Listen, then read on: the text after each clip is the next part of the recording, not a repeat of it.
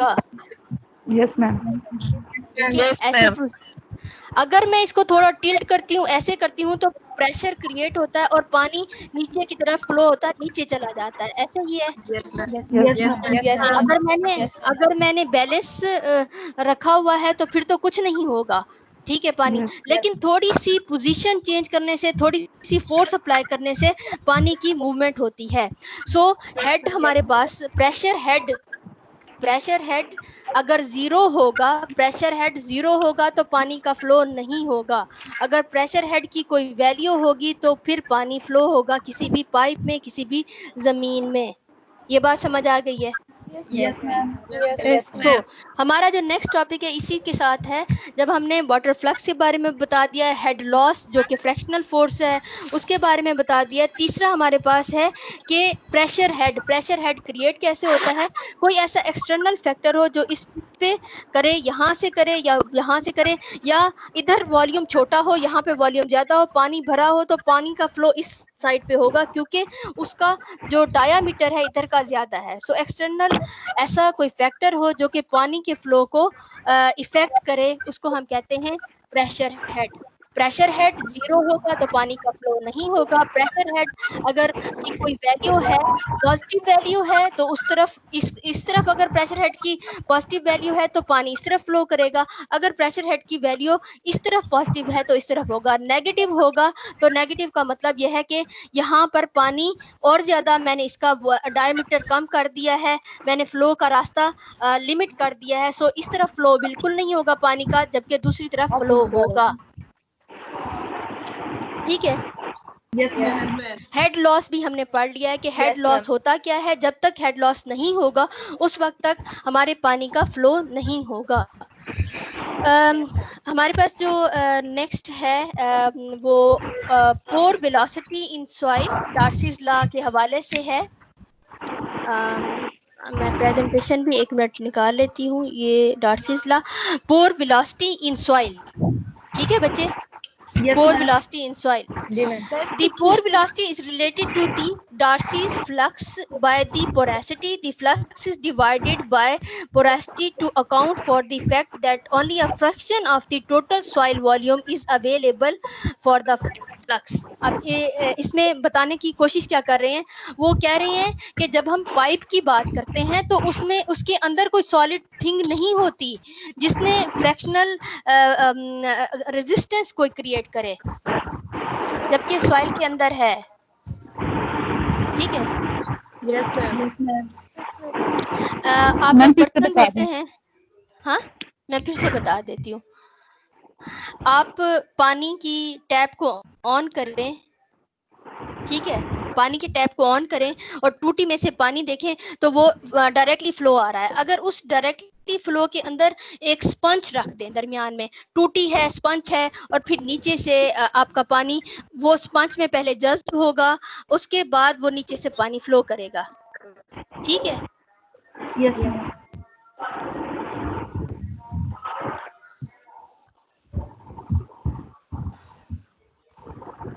सुन पा रहे हैं आप मेरी बात?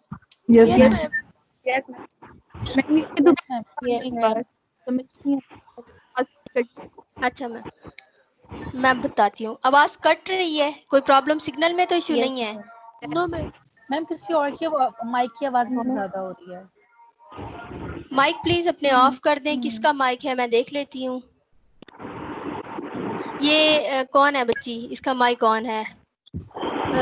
346031831842। हिफ्जा बच्चे आप अपना बंद करें, बाकी हिफ्जा आप अपना माइक बेट से बंद करें।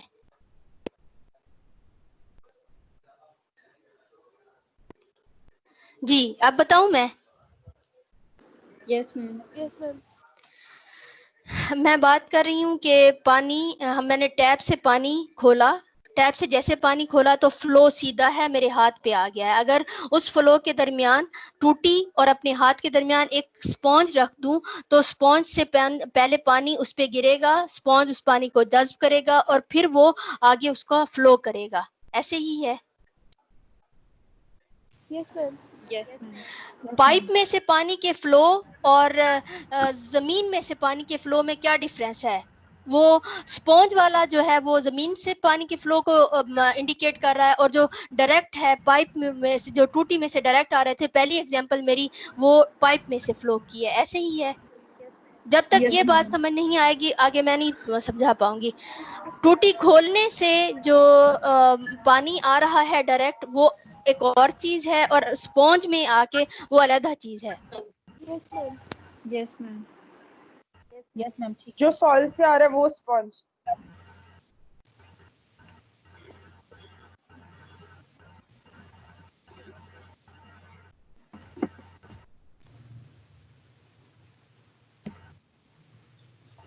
हाँ जी, बिल्कुल सही। अभी किसी बच्ची ने कहा है कि वो जो स्पॉन्ज वाला है वही सॉइल वाला है, ठीक है। Yes, ma'am. अब वो जो लिखा हुआ है, वो आप देखें। Pore velocity in soil. The pore velocity is related to the flux by the porosity. The flux is divided by the porosity to account of the fact that only a fraction of the total soil volume is available. Important point है कि सिर्फ अपना soil के अंदर कुछ ऐसा area होता है जो कि अवेलेबल होता है किसी भी वाटर के फ्लो के लिए। बाकी जो सॉइल का हिस्सा है, fraction, only a part of the soil, या जिसे वाइड स्पेसिस हैं, वो अवेलेबल हैं पानी के फ्लो के लिए। बाकी जितना भी एरिया है, जितनी भी चीज है, वो ऐसी है जो कि अवेलेबल नहीं है, क्योंकि उसके अंदर सॉइल के अपने माइक्रो पार्टिकल, मैक्रो पार्टिकल हैं जो कि रेजिस्टेंस करेंगे और वो पानी को फ्लो होने नहीं देंगे। पोर वेलोसिटी इन सॉइल, ठीक है। अब इस Yes, ma'am. लाइन का पता चल गया है? Yes, ma'am. Yes ma'am. ठीक है। V is equal to Q over eta. Eta क्या था? पोरेसिटी। पोरेसिटी, जितना भी पानी का फ्लो है, Q फ्लक्स ऑफ पानी का फ्लो जितना भी है वो डिपेंड कर रहा है डिवाइडेड बाय पोरस स्ट्रक्चर। जितनी वाइड स्पेसिस हैं, Q इज इक्वल टू ये जो हमारे V।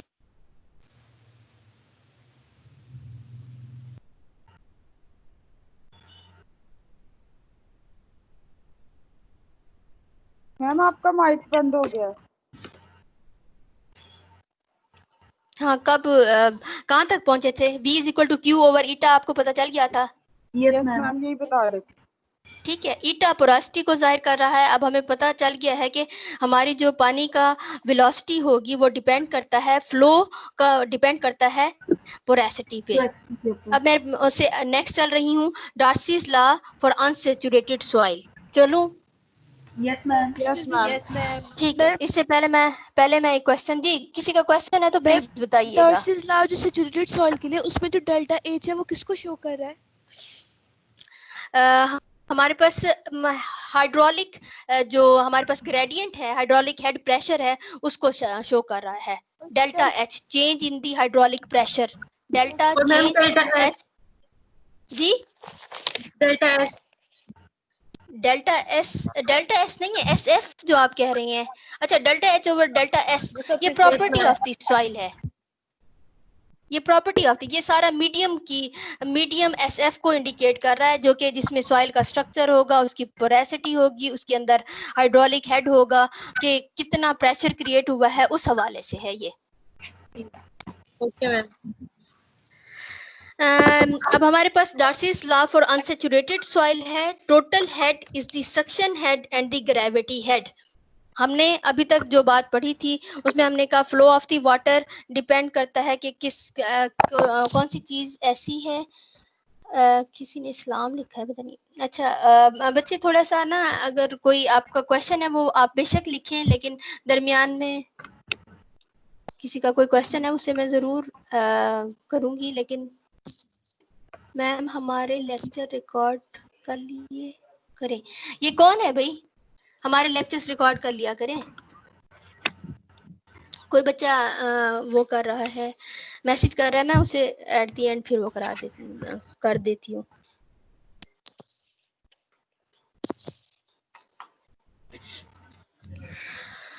Darcy's law for unsaturated saturated soil. Total head is the suction head and the gravity head.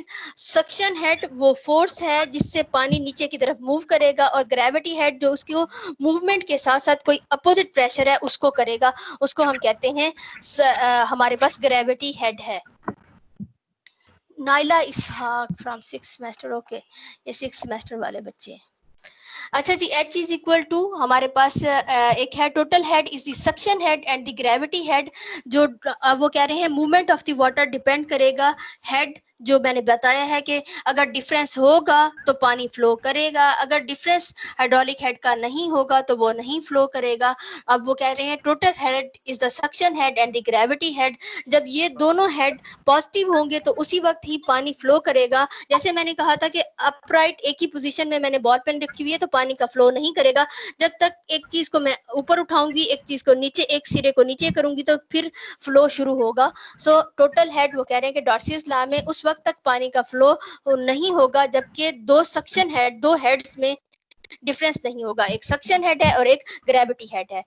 एक तरफ जी मैम काइंडली ग्रेविटी हेड का बता देंगे बताती हूँ मैं। एक बीकर है, बीकर के अंदर आपके पास आपने 2 स्ट्रॉ डाले, 2 स्ट्रॉ डालने के बाद एक ऐसा स्ट्रॉ डालें और पानी एक हद तक दोनों स्ट्रॉ में आएगा और लेकिन इक्वल आएगा। ये बात समझ आई आपको? Yes ma'am.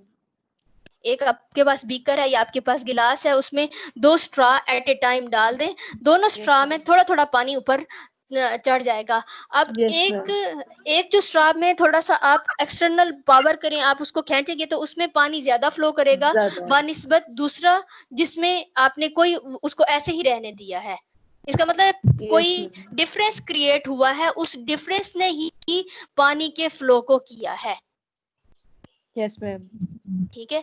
अब डॉर्सिस लॉ अनसैचुरेटेड सॉइल ये कहता है, पहले में हमने कहा कि flow of water depends upon porosity, उसके सॉइल के स्ट्रक्चर पे डिपेंड करता है, वो किस एरिया से गुजर रहा है, उसकी डेंसिटी मीडिया की कितनी है उस पे।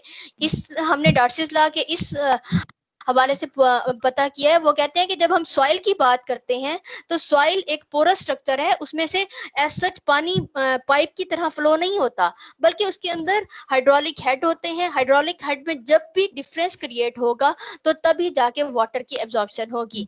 किस किस्म के हाइड्रोलिक हेड है? ग्रेविटी हेड है और एक सक्शन हेड है। सक्शन हेड को आप कहते हैं कि एक्सटर्नली आप अपने पाइप मोटर लगा के पानी खींचते हैं, उसको हम कहते हैं suction head. Any pressure, any force, anything you are creating. और ग्रेविटी हेड ये है कि बारिश का पानी आता है, वो नीचे जमीन की तरफ खींचा जाता है, वो इंस्टेड के वो फ्लो करे। ग्रेविटी हेड का मतलब है कि पानी ने नीचे मूवमेंट करनी है ड्यू टू ग्रेविटी हेड, वो फोर्स जो उसे अट्रैक्ट कर रही है जमीन के अंदर वाटर टेबल में जमा होने के लिए। और सक्शन हेड वो हमारे पास एक्सटर्नल फोर्स है जो हम कहीं भी लगा सकते हैं। हम पानी को मोटर लगा के नीचे भी जमा कर सकते हैं, हम पानी को मोटर लगा के ऊपर अपनी टैंकियों में भी भर सकते हैं। समझ आ गई है? Yes ma'am. अभी एक बच्ची पूछ रही थी ग्रेविटी हेड, पानी सीप करता है जमीन में और वाटर टेबल का हिस्सा बनता है उस वक्त क्योंकि उस पे एक फोर्स लग रही होती है जो उसे जमीन के सेंटर की तरफ खींच रही होती है। Gravity head and the suction head. So आपने सिर्फ एक इक्वेशन करनी है, H hydraulic head is equal to, 2 किस्म के हैं हमारे पास, फाई प्लस जेड, 2 किस्म के ऐसी चीजें हैं। एक हमारे पास ग्रेविटी हेड है और एक हमारे पास सक्शन हेड है। Q is equal to K theta SF। Theta पहले आप लोग पढ़ चुके हो, थीटा क्या होता है? थीटा बच्चे सॉइल मॉइस्चर कंटेंट। थीटा हमने कहा था सॉइल मॉइस्चर कंटेंट, कितना पानी मौजूद है उन वॉइड्स में। ठीक है। सो सिर्फ आपने यहीं तक करना है। Q is equal to K हमारे पास कांस्टेंट है वो सॉइल का, थीटा उसमें कितना पानी मौजूद है, SF वो हमारे पास किसी भी सॉइल का जो प्रॉपर्टी है उस पे डिपेंड करता है। So Darcy's law for unsaturated soil depend upon the difference in the hydraulic head. कौन कौन से हाइड्रोलिक हेड है? सक्शन हेड है और ग्रेविटी हेड है। ठीक है, सिर्फ सिंपली आपको यही पता होना जरूरी है। इसके बाद इनफिल्ट्रेशन प्रोसेस,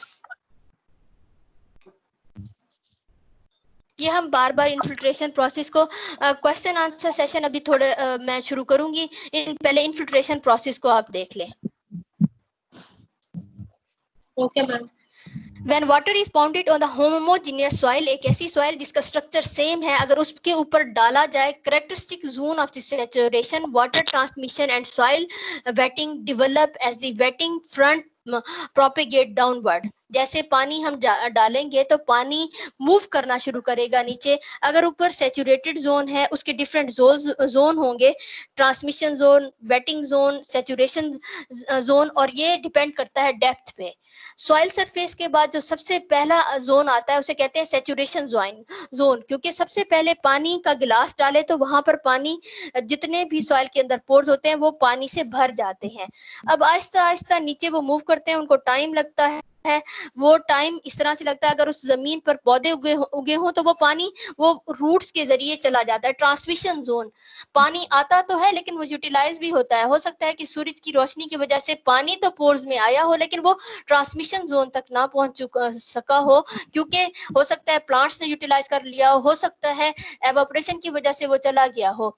जब जो आखिर में है वेटिंग जोन, वो ऐसा जोन है, अब इस पे एक्सटर्नल फैक्टर नहीं काउंट करेंगे, वो सारे पानी को निचोड़ के इकट्ठा करेगा और उसे वाटर टेबल में डाल देगा. ठीक है.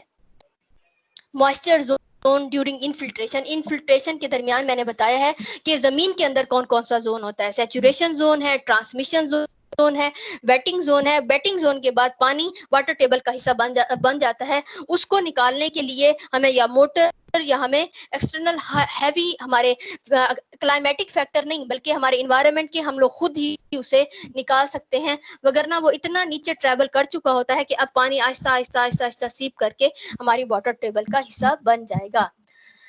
Infiltration process when water is pounded on a homogeneous soil, हम एक आइडियल सिनेरियो देख रहे हैं जहां पर पानी को फेंका है. कैरेक्टरिस्टिक जोन ऑफ सैचुरेशन, वो पहले सैचुरेशन जोन में पहुंचेगा, फिर वाटर ट्रांसमिशन जहां पर ट्रांसमिट भी हो सकता है, प्लांट्स भी ले सकते हैं उसे, एवापोरेशन से वो लॉस भी हो सकता है. उसके बाद वो soil wetting develop as a wetting front propagate downward, और वो जब वेटिंग जोन में इकट्ठा होता है तो पानी वो नीचे आ जाता है और वो हमारे उसका हिस्सा बन जाता है, वाटर टेबल का हिस्सा बन जाता है. सो ये हमारा पास टोटल आज का लेक्चर था. अब मैं क्वेश्चन आंसर शुरू करूंगी. ठीक है, रेडी हैं आप लोग? Yes ma'am. Yes ma'am. जी. मेरे पास ये बच्ची है निदा ममताज 33, आप प्रेजेंट हैं? निदा ममताज, आप अपना माइक ऑन कर दें. वाटर फ्लक्स क्या होता है, सिंपली मुझे बताएं.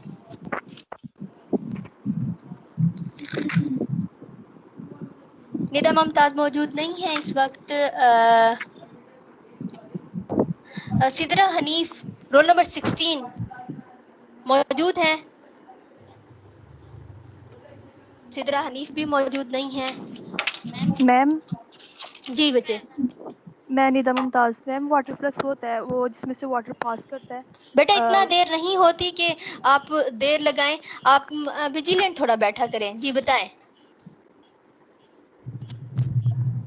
जी. वाटर जो फ्लो करता है उसका वॉल्यूम सर्टेन एरिया में से और सर्टेन यूनिट ऑफ टाइम से. अच्छा, सर्टेन एरिया में से, उसे हम क्या कहेंगे? Volume of the water water flowing. Water flux. अच्छा जी, सिदरा हनीफ अब आ गई हैं? Yes ma'am. जी बताएं, वाटर फ्लक्स क्या होता है बच्चे? Volume of water in a certain area flow करता है through a certain period of time. ठीक है जी. हमारे पास हेड लॉस का क्वेश्चन है.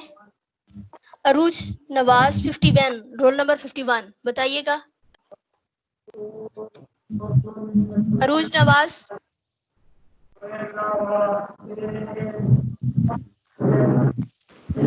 मरियम इदरीस, आपके पीछे से आपका माइक ऑन है और पीछे से आवाज आ रही है. जी अरूज नवाज, आपसे मैंने कहा है हेड लॉस क्या होता है? हेड लॉस कोई भी फ्रैक्शनल फोर्स होती है कि अगर कहीं से पानी गुजर रहा है तो उसके पीछे कितनी फ्रैक्शनल फोर्स थी. वो अगेंस्ट एक्ट करेगी या अगेंस्ट वो एक्ट करेगी? अगेंस्ट एक्ट करेगी. जी ठीक है. उसके बाद मेरे पास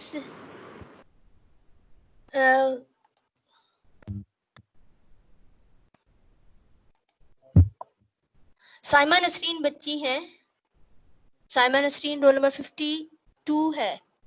यस मैम। जी बच्चे बताइएगा, सिंपलेस्ट फॉर्म में हमने डार्सीज लॉ की क्या इक्वेशन पढ़ी है? Q is equal to KSF, और K उसमें हमारे पास वो कांस्टेंट है, हाइड्रोलिक कंडक्टिविटी कांस्टेंट, और जी। जो SF है वो हमारे पास जो कोई भी मीडियम है जैसे सॉइल, तो उसकी जो भी प्रॉपर्टीज हैं वो। ठीक है, ठीक है। अब मेरे पास बची है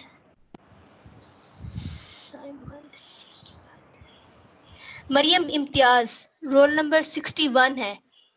मौजूद हैं आप?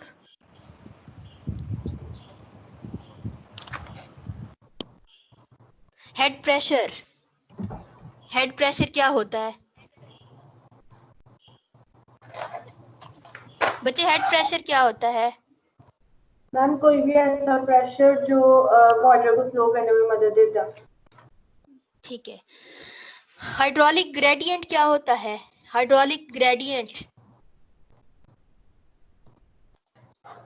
ये मरियम सरफराज रोल नंबर 23 है। हाइड्रोलिक ग्रेडियंट क्या होता है बच्चे?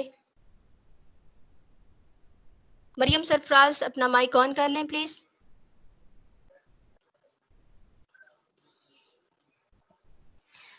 मरियम सरफराज मौजूद नहीं है इस वक्त।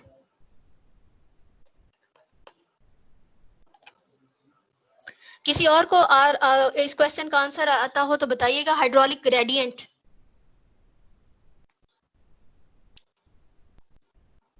Difference between hydraulic pressure, upper point पे और लोअर पॉइंट पे जितना हाइड्रोलिक प्रेशर का डिफरेंस है उसको हम हाइड्रोलिक ग्रेडियंट कहते हैं।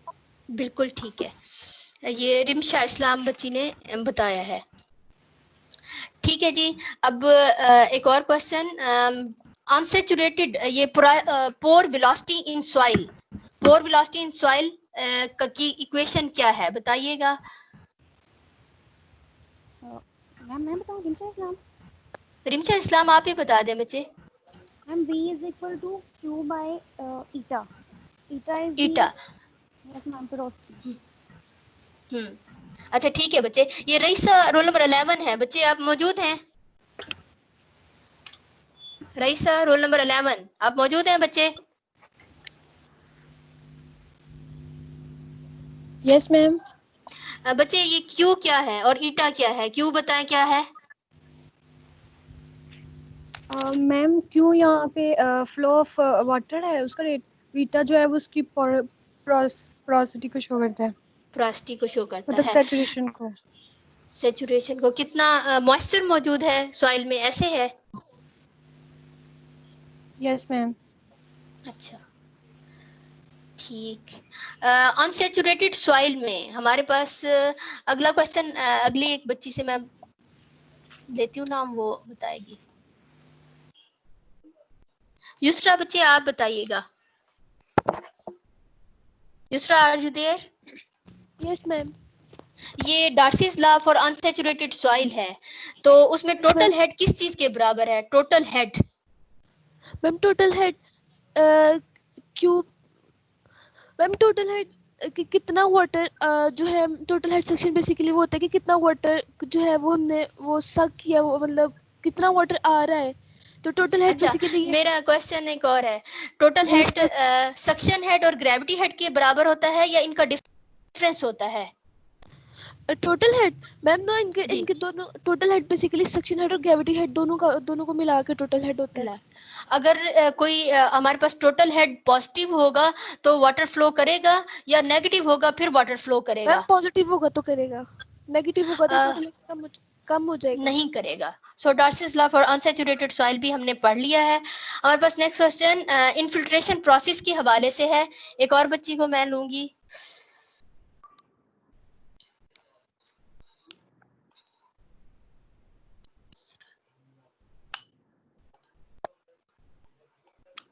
मरियम सरफराज रोल नंबर 23 आपसे क्वेश्चन कर चुकी हूँ बच्चे।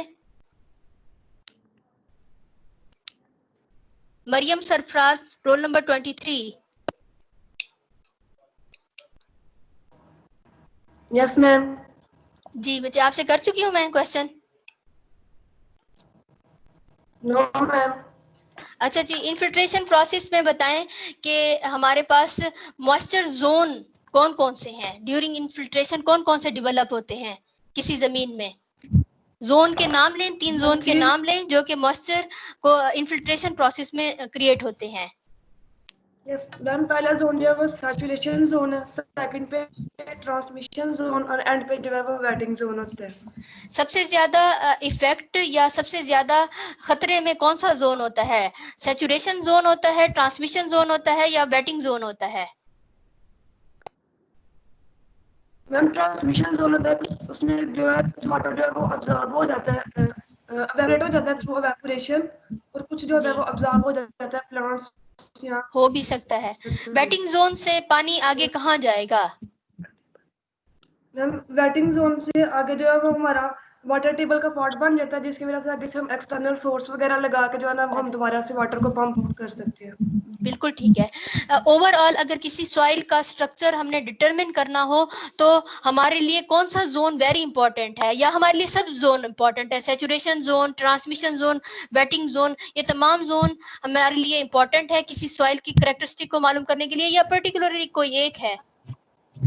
मैम सब जोन जो है ना वो इम्पोर्टेंट है, इक्वली इंपॉर्टेंट है, क्योंकि saturation zone, transmission zone, waiting zone, overall soil का स्ट्रक्चर देखने के लिए हमें तमाम जोन्स में जहाँ पे प्लांट उग रहे हैं, जहाँ पे वाटर टेबल है, जहाँ पर ऊपर हमारे पास कोई घास घूस है, वो तमाम चीजें ऐसी हैं जो कि हमारे इम्पोर्टेंट है। बच्चे आप लोगों को इसमें कोई प्रॉब्लम तो नहीं आ रहा?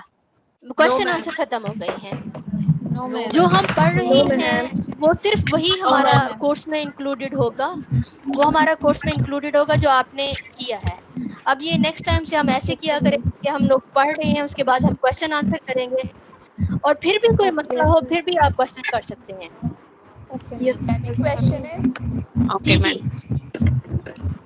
ये जो आपने बताया हाइड्रोलिक ग्रेडियंट का, ये जरा दोबारा बताइएगा। जी, हाइड्रोलिक ग्रेडियंट इक्वल होता है हेड लॉस